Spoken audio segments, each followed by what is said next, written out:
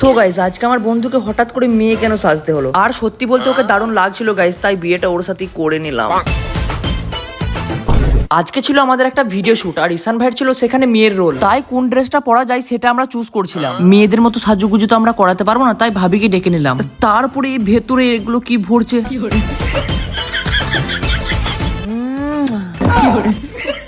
মেয়ের কাঁধে হাত দিয়ে হাঁটবো এটা তো কপালে নেই, তাই এই মালটার কাঁধে হাত দিয়ে হাঁটতে হবে।